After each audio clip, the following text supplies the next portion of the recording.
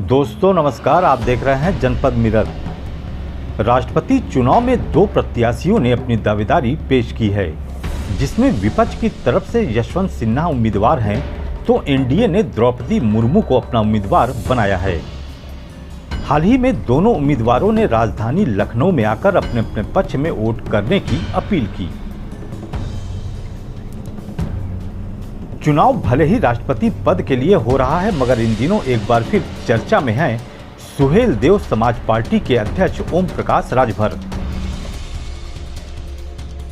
दरअसल राष्ट्रपति पद के लिए विपक्ष के उम्मीदवार यशवंत सिन्हा के लखनऊ आगमन पर ओम प्रकाश राजभर को नहीं बुलाया गया, जबकि पूरे कार्यक्रम का नेतृत्व सपा प्रमुख अखिलेश यादव कर रहे थे, जिसके बाद से ही राजनीतिक गलियारे में कानाफूसी शुरू हो गई।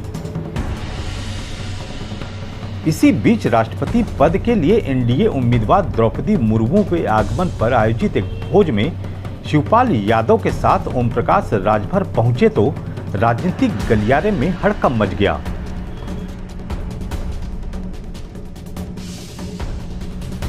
द्रौपदी मुर्मू से मुलाकात के बाद शिवपाल यादव ने उन्हें अपना वोट करने का ऐलान कर दिया, लेकिन ओम प्रकाश राजभर ने अभी तक अपना पत्ता नहीं खोला है।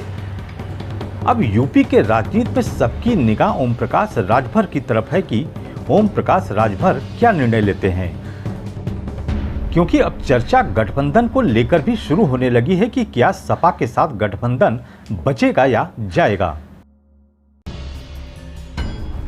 इस संबंध में सुहेलदेव समाज पार्टी के अध्यक्ष ओम प्रकाश राजभर ने कहा कि अगर अखिलेश यादव खुद गठबंधन तोड़े और कहें कि हम आपके साथ नहीं रहेंगे तो फिर नया गठबंधन बनाया जाएगा।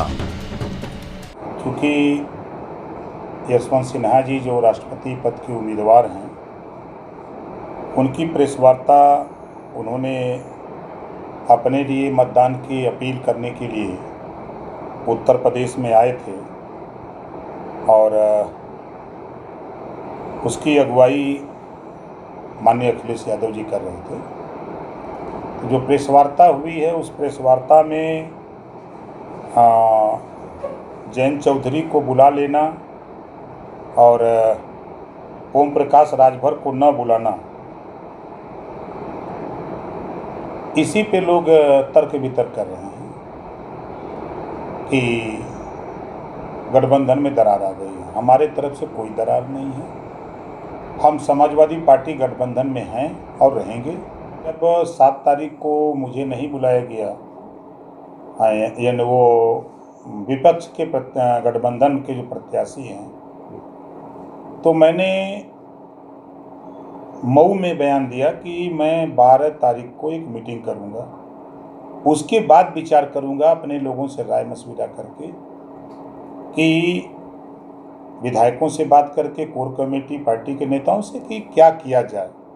कि सुभाषपा कटिबद्ध है गठबंधन धर्म निभाने के लिए। हम समाजवादी पार्टी के साथ हैं और रहेंगे।